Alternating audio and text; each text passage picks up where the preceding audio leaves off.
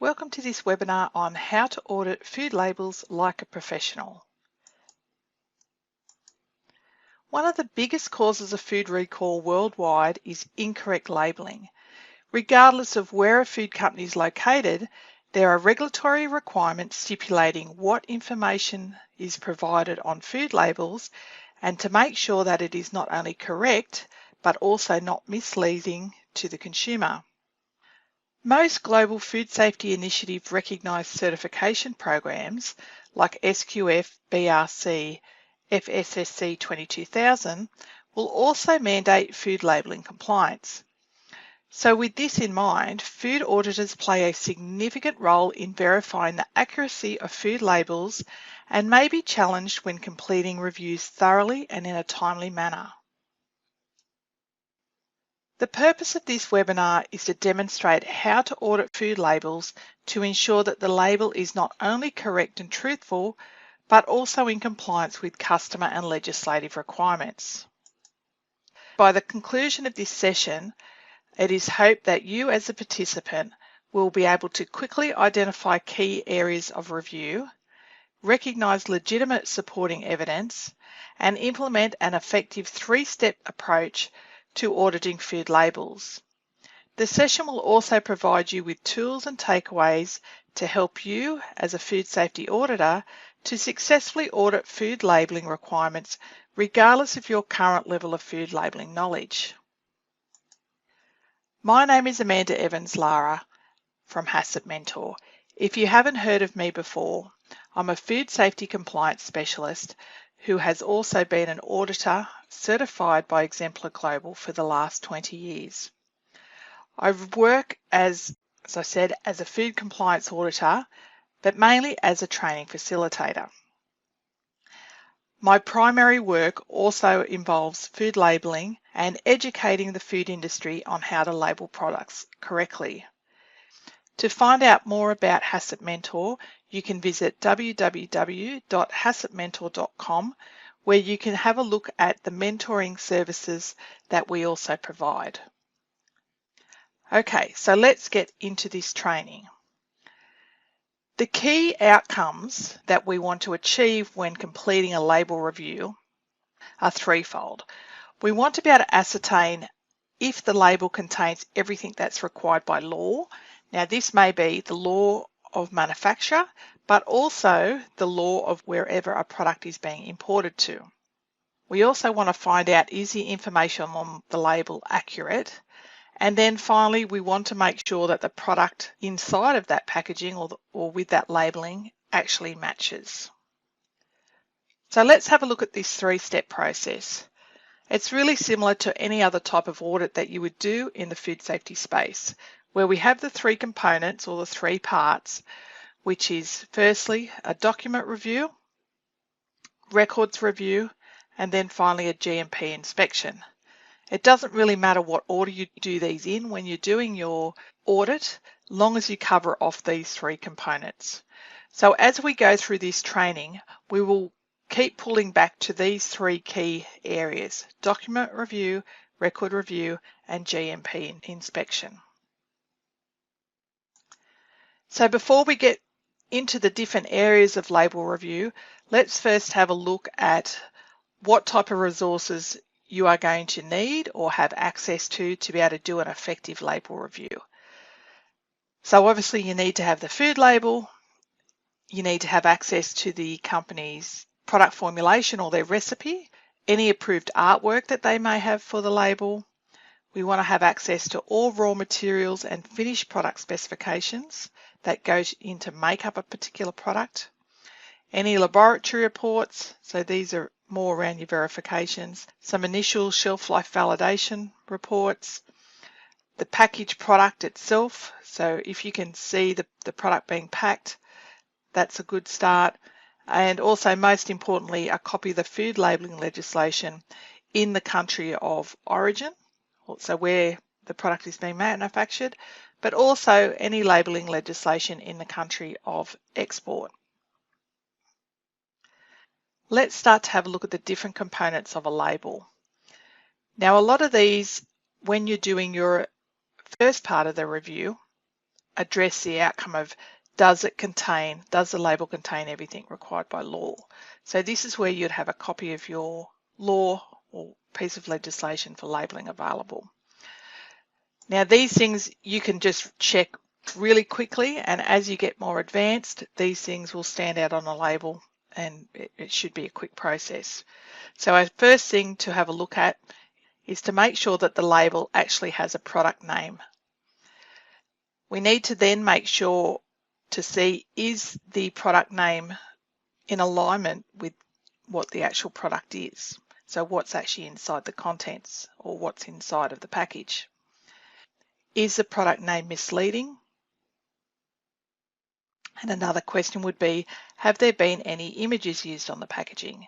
So when you refer back to your legislation, it will talk about if images are allowed, if images actually reflect the product name, and so.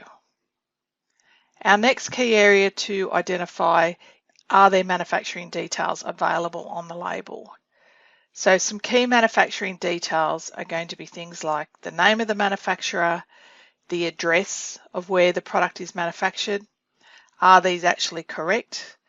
So to find out if they're actually correct, you would, when you're doing your GMP inspection, you would go and see what products they are producing or what products they have stored. This will help you decide, are they actually making the products at that particular site? Other key information, they could have things like phone numbers, website addresses. They're not always mandatory in every country, but it's something just to, again, assess against the legislation. The key thing to ask is, based on that information provided in the manufacturer's details, would the consumer or the government authority be able to contact the manufacturer if required? That's what we're looking at in that area. Our next area to have a look at is the ingredients list. So every single food product that's going to retail, you will find the legislation will require that an ingredients list or an ingredient statement be available on the label. So when we start looking at the ingredient list, the key things we want to see is, are the ingredients listed correctly? So the only way we can work out if they're being listed correctly is to do an assessment against the finished product spec, but also the raw materials and the formulation recipe. In this situation, you would gather all of the raw material specifications and align that against the recipe or formulation, which you would then compare against the finished ingredient list, and which is either on the label but also on the finished product specification that the company may have put together. So that's our first key things. Are they listed correctly? You can then start to see, is the list formatted correctly? So maybe there's some requirements around where water appears, how additives have to be listed, do allergens have to be bolded? They'll all be within that ingredient list. You can also start checking against if there's any declarations around GMOs or allergens or additives. They're those key areas. Also have a look and see if there's any illegal raw materials listed. So again, to quickly look, you can go, yes, they've got an ingredients list, but then you want to go a bit deeper to then see, are they actually correct and are they actually legal? Our next area to have a look at is the nutrition information panel. So again, visually looking at the label to see, have they listed a nutrition facts or nutrition information? So that was generally a yes or no. Are they required to list a nutrition panel? It will really depend on the type of product and the legislation that you are assessing against. Some key things to look at in your nutrition panel: is it formatted correctly? So a lot of legislation will state that you have to either have the overriding format, you've got to have 100 gram data plus serving size data, different formats in different pieces of legislation. Some quick things that you may want to calculate is, does the serving size and the servings actually match the product size? So this is quite easy to do. So for example, if the product was 1 kilo and they've said that the serving size is 100 grams, you would expect the servings to be 10. Is the serving size reasonable? So this is where we want to start looking again around nutrition guidelines, which may be applicable in your country of origin or country of import, export, that they're not suggesting a serving size that's too big or too small. Have all of the mandatory nutrients been included on the panel? This is fairly straightforward. Depending again where you're located, certain nutrients will have to be included. We want to start digging in a bit further now. We want to start looking and seeing how was that information derived in the first place. So look for some type of validation information. Do they have a laboratory certificate? Was the nutrition data generated through numbers or calculators? There are many nutrition calculators out there that food companies can use based on their product formulation or their recipe. So you need to search and ask those questions around how did you come up with how many grams of fat, for example, is in this product. How do they do ongoing verification of the nutrition? Do they do annual checks to see that they're still within compliance with their nutrition facts table? Another thing to go and have a look at is, do the serving sizes equate or calculate against the 100-gram data? This is something I have seen as an auditor where in the panel they will write the per 100-gram data, but then when you actually calculate that out for serving size, it doesn't equate properly. So there's been mathematical calculations done incorrectly. So have a look at that as well. So that is nutrition information. The key bits of evidence, again, you're going to need the raw material specs, the product recipe, and if they haven't done it by calculation, you want to see some type of nutritional analysis that's been performed by an external laboratory. Our next area is country of origin. So again, this may not be for every country that has to have a country of origin declaration, but some countries do. Country of origin is basically saying, where did the product originate? So some of the key areas that we want to look at or audit against for country of origin. Firstly, are there any origin claims made on that package or that label? Or have a look at the validation of the country of origin. So if there's things like some countries will require a minimum percentage to be listed around the country of origin. So you'd want to be looking at how did they come up with that information. Again, this is all around validation. Any ongoing country of origin verification. You might find this as part of the company's annual label review, because this can change, especially when you've got percentages involved in country of origin. It could be that raw materials were being sourced from one country, but then throughout the year there's changes made, but the country of origin statements haven't been updated. You just need to compare the country of origin statement against the legal requirements in your country of manufacture or for your area of import-export. Have they used a standard format if that's something that's prescribed in the legislation? The key thing we're trying to work out, is it true? Is the statement they've written around country of origin actually true? So that is your job as an auditor to find that out. Our next area is allergens. Now this is a key area on a product label. The most common food recall initiated worldwide will have to do with allergens not declared correctly on the label. Now, because allergens can have an adverse effect on certain consumers in the population, it's really important that you take the time to ascertain, do they have their allergen labeling correct? So the key things that we want to have a look around here is, are they making blanket allergen claims?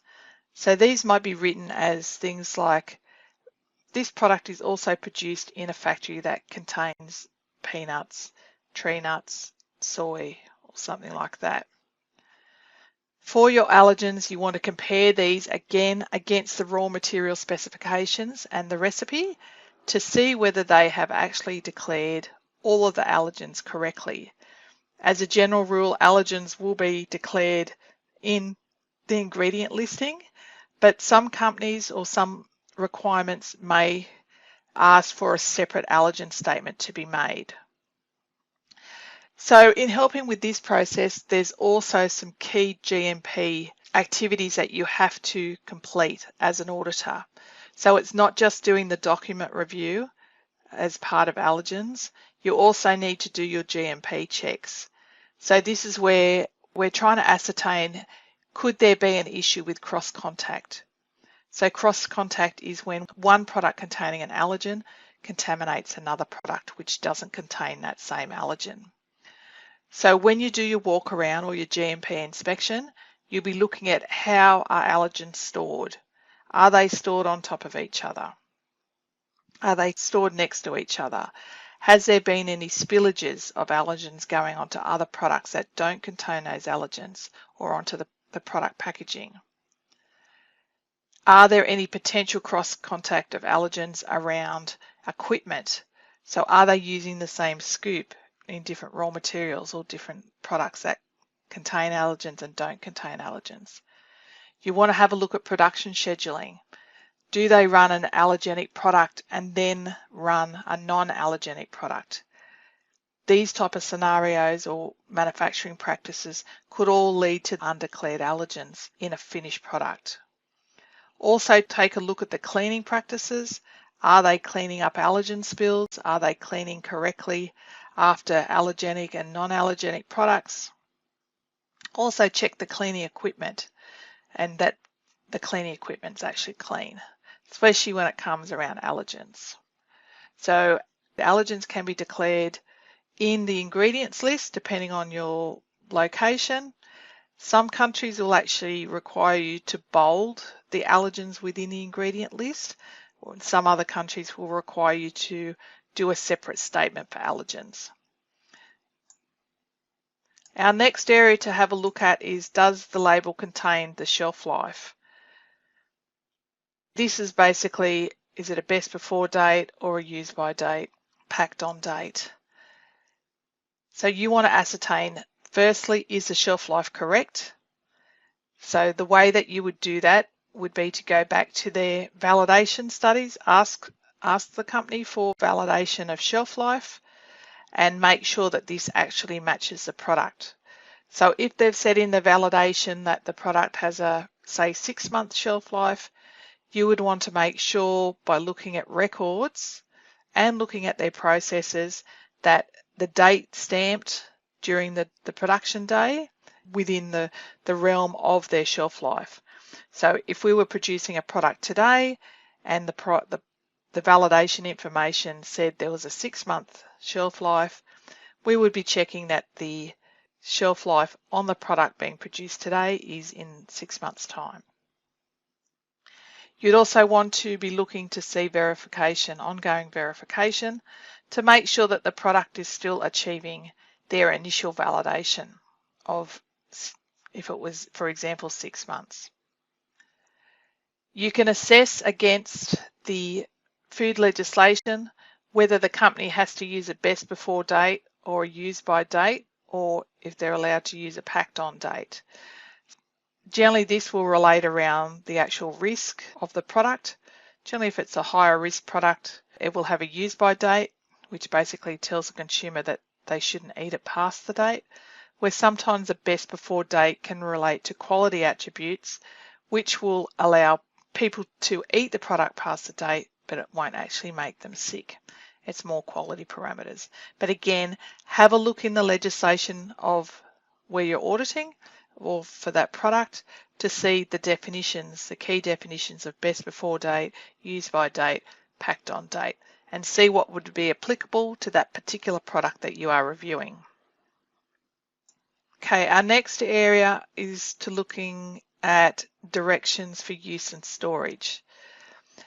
Now, all products should be communicating to the consumer how they should prepare the product, how they should store the product, how they should use the product. So your key thing as an auditor when you review labels is to firstly have a look to see if the type of product that you're reviewing needs to have directions for use, storage and preparation. You would also then have a look and see, is the information on the actual label? And then we start digging in a bit deeper to see if the information is actually correct for that particular product. So this could be things like, if it's a refrigerated product, you would expect to see storage indications or storage instructions around providing the product below a certain temperature. If the product has to be cooked before eating, you would expect to see preparation instructions around cooking or baking, microwaving, things like that. You'll want to also have a look and see how this information was validated. How did they come up with the cooking time? How did they come up with the cooking temperature? If a consumer cooks the product at the temperature stated on the label, will it render the product safe? So these are the type of things that you need to be delving into. If you actually have time, you may want to prepare a product based on the directions for use, and this may be applicable if they have a test kitchen or something like that at the manufacturing premises. You may have time to be able to do that to see if it achieves or the consumer is going to have a safe product after they follow these instructions. Also see whether the directions, especially around storage, have been considered as part of the shelf life. So if they're saying, say the product has a 7-day shelf life and the storage says, store at ambient temperature, you'd want to see some type of verification that the shelf life has been considered in the storage temperatures that the company has indicated, for example. Our next area to have a look at is food claims. So some products may or may not contain additional food claims. It seems to be a lot of foods are trying to get that marketing advantage by claiming certain things around their product. Depending again on where the manufacturer is located, you need to review each and individual claim against the requirements of the legislation in both the country of manufacture and the country of where they're going to export it to. So some of the key things are, firstly, have a look on the pack and you can see quite quickly if there's any claims that are made. If you find claims that are made, you want to verify that those claims are applicable and allowable against the legislation. You can ask to see any validation of a claim. So if, for example, they've said it's fructose free or it's gluten free or something like that, you may want to see some type of testing report that supports that claim. Having any type of ongoing claim verification. So it might be a requirement of, if they have any of the GFSI recommended requirements, it might say that they have to do 12 monthly claim verification. So you'd be having a look at that as an auditor. Again, compare everything against the legal requirements. Our next area to have a look at is weights and measures. So even though weights and measures aren't a food safety issue, it's still a consumer or trade practices issue. Firstly, you're going to see, does the product actually contain a weight and measure, and is it required by regulation or legislation? The next thing you want to do is actually verify the product weight to the measure. So this is where, when you're doing your walk around or a product assessment, you would weigh the product and see that it's within the product weight that has been stated on the label. You may also want to have a look at, does the weight of the product still match the label at the end of shelf life? There may be some moisture loss or some shrinkage, something like that. So you'll want to be having a look at all of that. They may have retention samples that you can do a check for this, but also you'll be looking at some type of verification record to support the product weight that they have on their label actually matches the actual weight of the product. Our next area is traceability. The purpose of traceability information on the pack is really to allow that a particular product or particular batch or production can be easily and effectively recalled if there's an issue. Some food companies will use the date code as their traceability, but in other situations, they may require a separate traceability code. So your first thing is going to be, do they have a traceability code? Yes or no? You then want to see, does that traceability code actually work within a traceability system? So if you're also doing a traceability activity within the audit, this is a good time to be testing that. Having a look at how traceability records are documented. Have they included rework? Have they included waste? Have they included waste packaging? Making sure that all labels and packaging is also included in that traceability. Even though we're not actually, this course is not about, or this webinar is not about how to audit traceability. It's around making sure that the label or the packaging actually has a traceability code on it. Some other areas which again will depend on whereabouts you're located as to if you need this information or not. Really depends on your country of origin or where you're manufacturing, and also on where that company is exporting their product to. So some other information that you may see on a label or a package is other endorsements. So there can be endorsements around organic, halal, kosher-free, gluten-free, the Heart Foundation, or other diet-related endorsements. This is just a very small list. There is a lot out there. So the key thing that you'd be wanting to look at with any of those type of endorsements is, does the company have information to verify that the claims or the endorsements are true and correct? A lot of the times they will have separate audits to ascertain that. So you're really looking at, during this label review, firstly, do they have endorsements? And then secondly, can they verify those endorsements to be true and correct? Some of the other information you may see, depending again on where the company is located, health star reviews. They may also have recipes or serving suggestions. There may be information or logos around the recycling information of the packaging used within that product.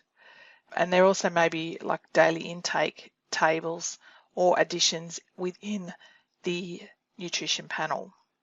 Any of this type of stuff, just like all of the other elements that we've been through previously, ask for information or evidence to support the accuracy of any of these additional informations. So that brings us to the end of the areas that you would review on a package or on a label to make sure that's there. I may not have included every single area. I've just kind of touched on the key ones. Again, you need to go back and refer to your legislation to see what's required and what's not required. Now, I just want to take a moment to talk about food packaging and labels. So sometimes you will have a food packaging that has the labeling information included on it, or alternatively, you may have, say, a clear package but with a label affixed to it, say a sticky label. Whatever method that the company's using, there's some key things that we need to make sure. Firstly, that the packaging, these are other safety considerations, is the packaging and label food grade? Is the font size large enough on that label or packaging that people can actually read the information? Some countries in their legislation actually stipulate the size of the font that must be used and even the type of font. They may have a bigger font size where allergen information is involved. So again, check against your regulations. Having contrasting colours. So what this basically means is that the information provided on the package or the label actually stands out. It's not washed in with the packaging design and the colours used.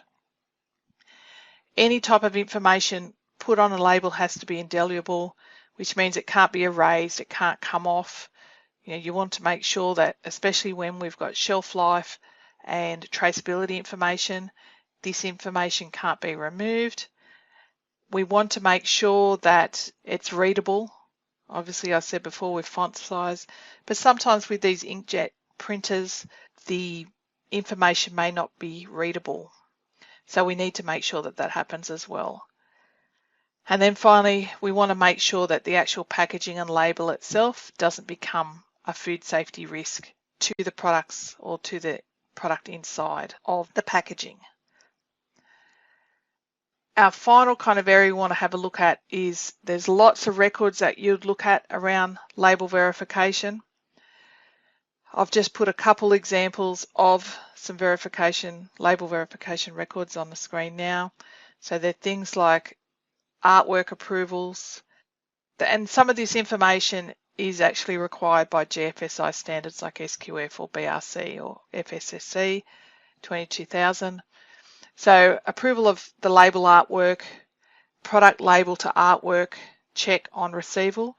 So this is making sure that when labels come into a business that they're actually correct to the approved artwork and that the printer hasn't made a mistake in printing that particular packaging or label. Making sure the right products obviously with the right label. So they may have records of this, and this is something else that you would be checking, part of your GMP audit. During production, you'll make sure that the right product is going into the right packaging. They may also have packaging line clearance records. So this is in between different packagings. They want to do a visual check that all the previous packaging has been removed. So there's no chance that the wrong product will end up in the wrong packaging.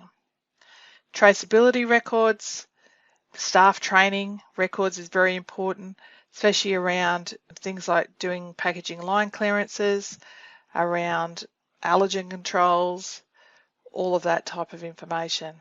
Label reviews for compliance. Your majority of standards will require regular reviews of the finished label against the entire process. So this is basically what you're doing as part of your audit, that they would be checking that the information on their label is still current, still accurate. There hasn't been any change in raw materials or processing practices. And finally, any other supporting validation and verification records. These are the type of things that you would expect a food company to have available. Okay, so that brings us to the end of this webinar on how to audit food labels like a pro. Just to recap, what we've looked at is identified the key areas of label review. So these areas were the product name, the manufacturer's details, the ingredient list, the nutrition information panel, the country of origin, the allergen status, shelf life, directions for use and storage, any product claims that may be made, any weights and measures, traceability information, and then if there's any other type of endorsement that they may have added to the label. We also went through how to recognise legitimate supporting evidence. So this is looking for your laboratory certificates, looking at the validations that were initially done around shelf life and ingredient lists, looking to see whether food packaging is food grade. They're the type of evidence you'll be looking at. And then really this three-step approach to auditing food labels, which was around doing your GMP inspection, doing your document review, and then also doing your record review. So that brings us to the end of this webinar. Thank you very much for watching.